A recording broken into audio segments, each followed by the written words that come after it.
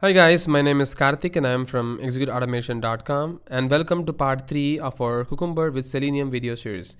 And in this video, we'll be talking about getting started with Cucumber, and this video is actually part B. So before watching this part, I would request you to watch part A, which is nothing but part 2 of this particular video series, so that you can have a clear understanding of what we are going to do in this particular video. Alright, so let's get started. So for that, I'm going to flip to IntelliJ IDE.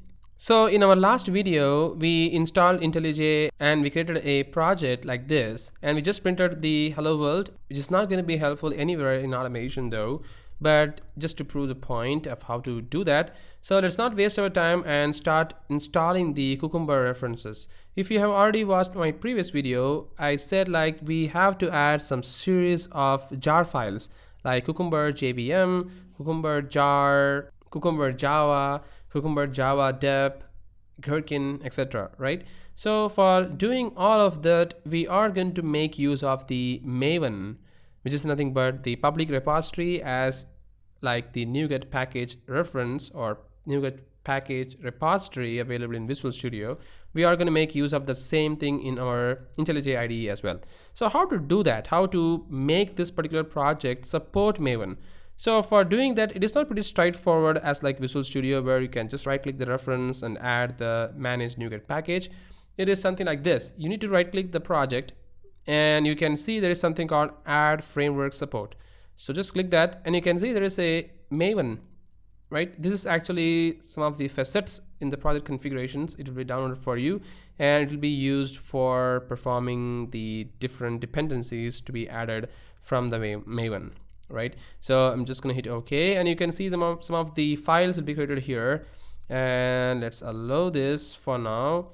And it also says that Maven project needs to be auto imported, so I'm just gonna hit enable auto import for now, and it is doing some kind of things right here. See, once I added that, it created a out folder for us, added a pom.xml file, right?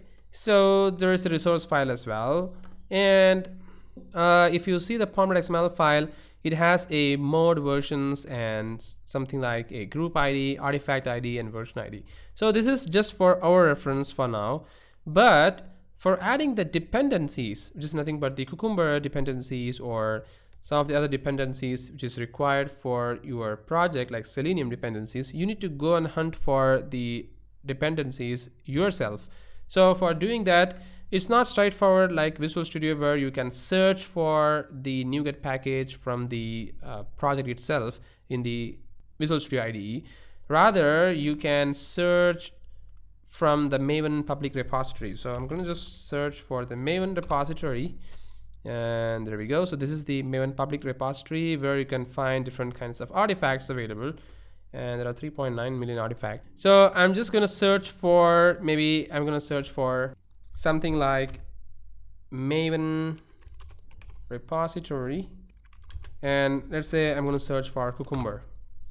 So if I search that, you can see that it's going to directly bring me into this Cucumber Java. I can just open this link and you can see the latest version is going to be 1.2.5. so this is the latest version while recording this video. So I'm just going to click that and you can see there is a dependency tag. So once I click that, it will be copied to the clipboard, and once I go back right here, you can actually just add a tag, something like dependencies, and within that dependencies you can add the dependency. Once you add that, magic happens. You can see there is some process running, right? So it is automatically downloading required jar files for you. You can see the gherkin, Cucumber, or these are just coming up for you, and it is indexing. There we go. And you can see that in the external libraries, it is automatically adding the required files for you. The Cucumber core, Cucumber HTML, Cucumber Java, Java dep, gherkin.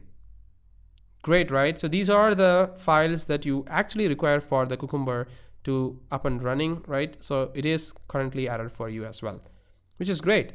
And now it is downloading some of the plugins for you required for the Maven to execute properly. So let it do its task. I'm just going to minimize that.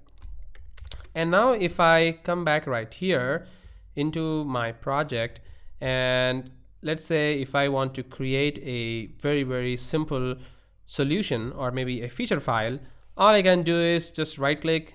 I'm just going to create a folder under this project. Let's call this as features, and within this feature folder, let's add these features under the source, right? There we go. And within this, I'm going to create a file. Let's call this as login.feature and hit enter.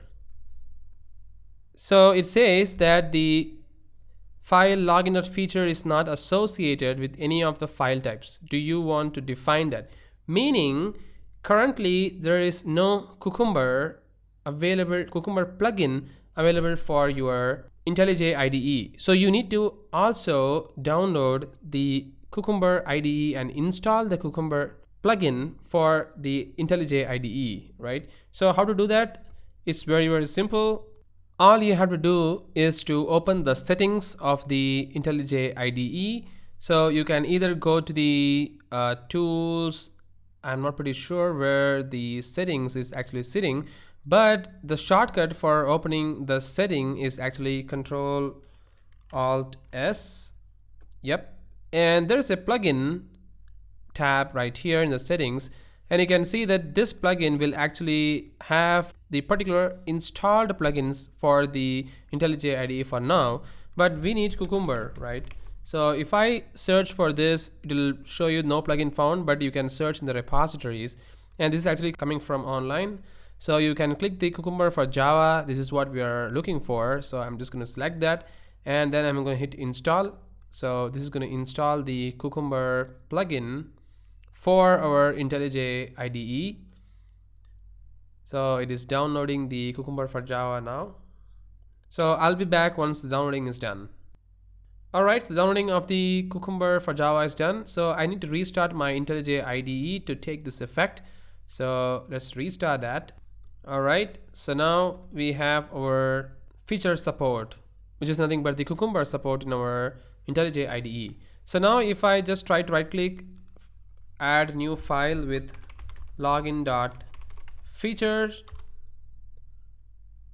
and hit enter, you can see that this time it is going to bring you the Cucumber icon right here, right? So now I can just add the scenarios and features here. So if I just type features, you can see that the intelligence is going to come in for you, and you can start typing from here.